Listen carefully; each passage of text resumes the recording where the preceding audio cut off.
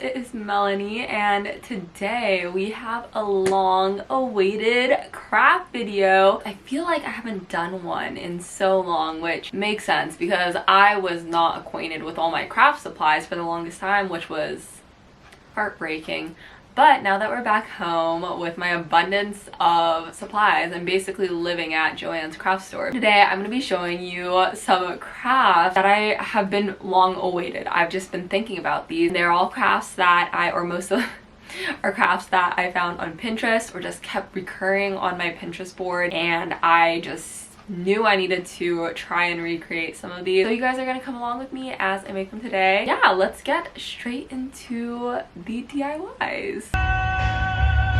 Don't mind this pillow. I think it's really funny. Hey, again, this craft is simple, but I know it's gonna take a long time because when I make my beaded rings, when I make my beaded necklaces, it still takes a long time. I think I'm like semi-blind and my hands get shaky. Anyways, beading stuff takes a while. I don't even know if I have enough beads. I don't know the correct measurements. Okay, I didn't even tell you what this craft is. I've been obsessed with beaded curtains. Starters, when I was younger, I had beaded curtains, kind of like this, not nearly as cool as this, but like the ones that hang on your door, you know? I feel like that was kind of a universal thing. It's kind of more like this, except mine also weren't this cute. I had some like that hanging from my door frame. I love them. I would like lie underneath them and then like swing them over my like body and just watch them, because what else do you do when you're a kid? I've been seeing these where they're like nicer beads, kind of like this. I'll add some photos, but like nicer beads and then along windows, and I think it's beautiful, like when the sunlight hits those beads. So pretty. But we have a couple obstacles. All these crafts I am making, like of course I'm gonna use them in my room now for the summer, but my plan is to bring most of them where I'm gonna be living on campus next semester. I didn't tour my place. I don't know what my window size is. I don't know the measurement. So I'm gonna be like winging this, and if they're too short, it's just gonna look a little silly. I'm kind of in a pickle. To start off this craft, I brought all of the beads I own. I have not cleaned through my beads pretty much ever. My task before I move out of my house is to clean through all my art supplies, which is gonna be a hot mess. Other thing I was contemplating doing is I could just make a bunch of different lengths. Maybe I should just do that, and they're just gonna like not be cut straight. Will that look weird? No, I don't think it'll look weird. Okay, that's what we're doing. For this first, I'm probably gonna run out of string. Let's make it this long, like arm's length. So saw this on some of the examples, and I thought it would be fun to had little dangly things on the end, like little charms almost on the end of most of them. First off, I have to find some charms. I have like these. Love. Why do I have this? I don't know. I'm gonna use this little froggy charm. Do you see that? Froggy charm. I'm watching High School Musical, the series. I know this is way too late.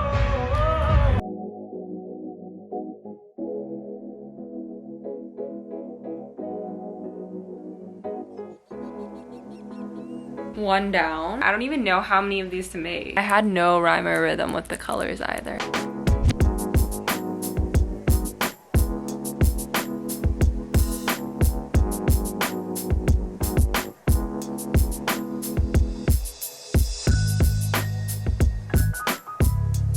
Over the past couple of days, every night when I watch my Netflix shows for hours, I've been beading these things. Pretty time consuming, but honestly, it's very mindless. So like when you're doing other stuff, completely fine. I have my little basket of beads. I kind of ended up making them different color combos. So this one's orange, blue, pink. I ended up making 1, 2. Ended up making these all different lengths. 3, 4. Some of them are random colored too. I could already imagine the absolute trauma of this string snapping or something, and then I have beads everywhere. So we're just gonna pray that that doesn't happen. Okay, well, I made 9. Let's hang these up. Not laid out nicely, but this is what they look like on my bed right now. I'm gonna hang them up here for demonstration. I made these with my new room in mind, so that's why it's probably gonna look funky with the curtains that I have up. I wanted to show you guys that I put little charms on the bottom like this just because I thought it gave a nice little touch. We have a couple up so far. You can't really see it from here, but it's looking really good, okay? Okay, we're gonna do the reveal. It's so cute. I'm looking at this and it's bringing me so much joy. Like, I'm just saying, all the beading was most definitely worth it. Also, I just wanted to show you guys kind of close up. This is how I hung them. Can't really tell, but I basically just twisted it. It stays like perfectly fine. So it looks like this at the top. I think it adds such a nice little touch to the room. It's so pretty.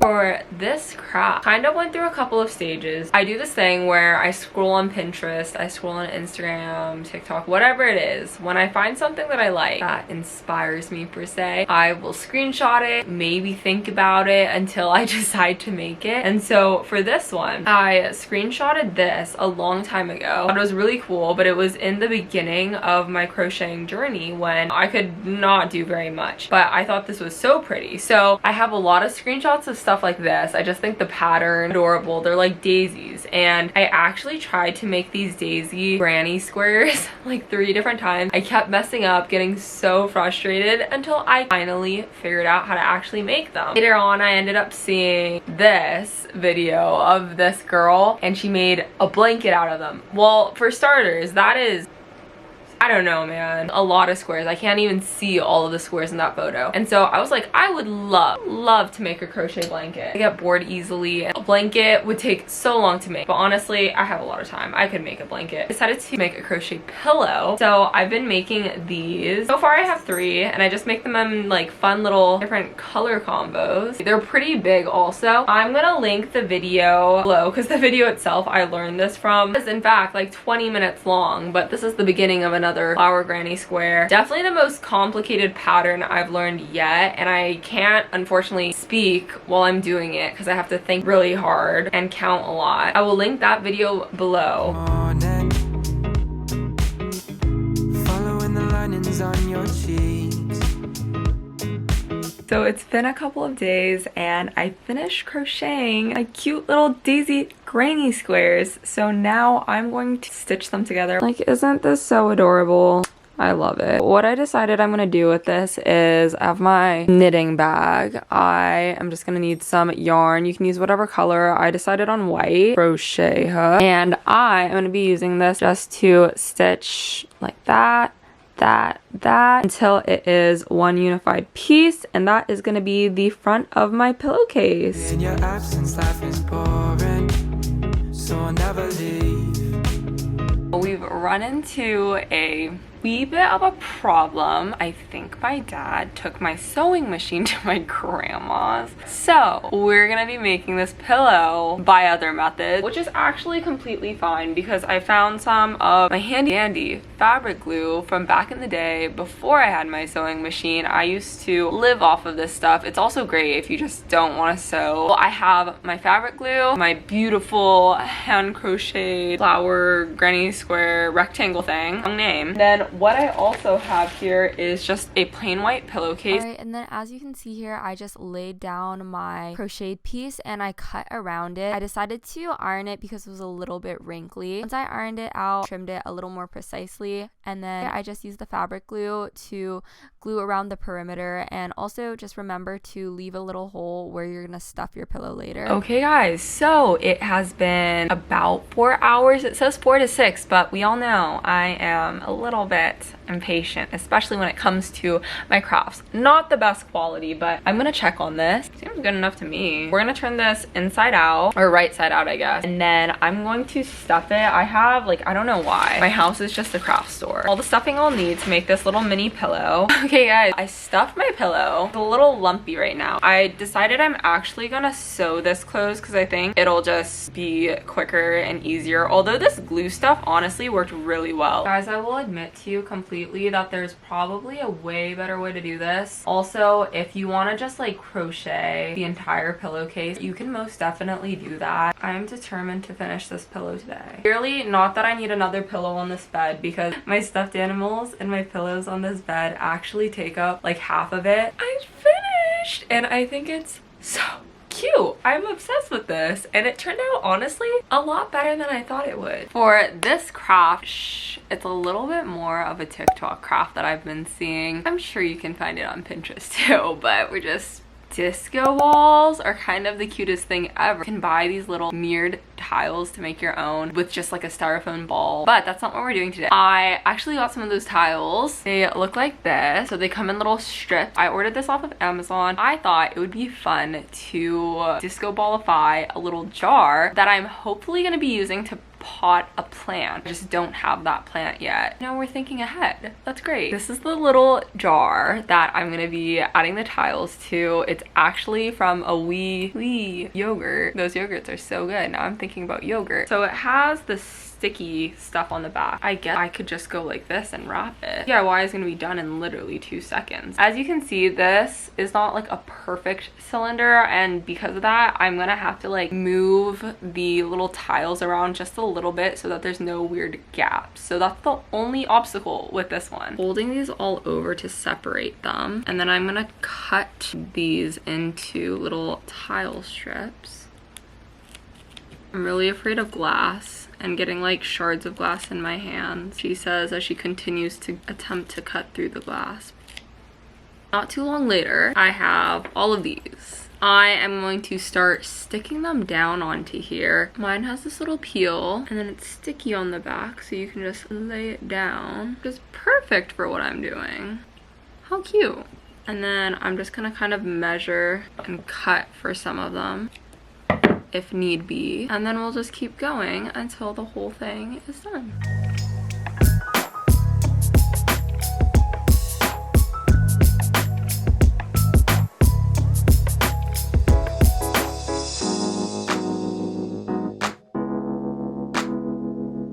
Guys, this is so precious. Honestly, I whipped this out so fast. I kind of want to make like a triple set of this. It's so cute, and I think it'll also, I'm hoping, reflect light really nicely. You can kind of see the light. Like, that's so fun. I need to find a succulent to pot in here. This was definitely a success, and I'm gonna be disco ballifying a lot of stuff up. You may be wondering, why are we in the kitchen? Isn't this a crafting video? Well, yeah, it is, but this craft requires food, which is, I don't know, kind of weird, but I have seen these kind of on Pinterest, and it's typically a holiday thing. I think like people put orange spice garlands up around their house during like Christmas, but I just like the smell of oranges. Plus, I think citrus fruits are just gorgeous to look at, so I want to hang them in my room. So I'm just going to thinly slice these oranges, and then I just have, smells so good. I think I might cut these in half again, because I don't know, like, it's up to you if you want them to be full circles. I think halves would be kind of cute, so I'm actually gonna do that. I just read a little blog post on how to do this. I have my oven preheating to 225. I just have a baking sheet here lined with parchment paper. I have some paper towels because you're supposed to blot the oranges as best as you can before throwing them in the oven.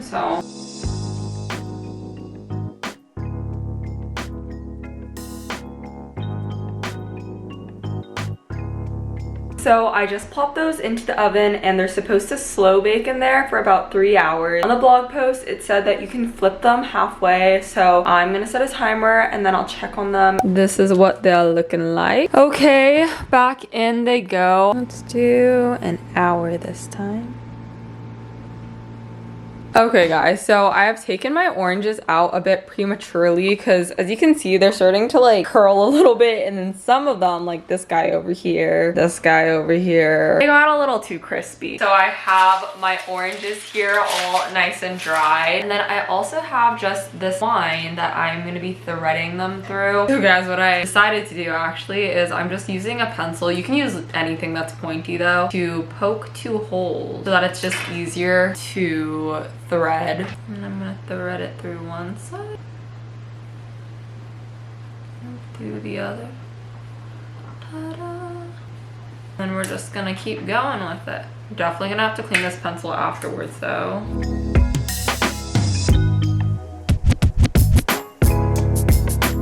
Okay guys, so I just put my orange garland up and I think she is adorable. She also brings so much color to the room, which I am obsessed with. I think it looks so cute hung around a window like it is right now. As a fruit lover, I love how this turned out.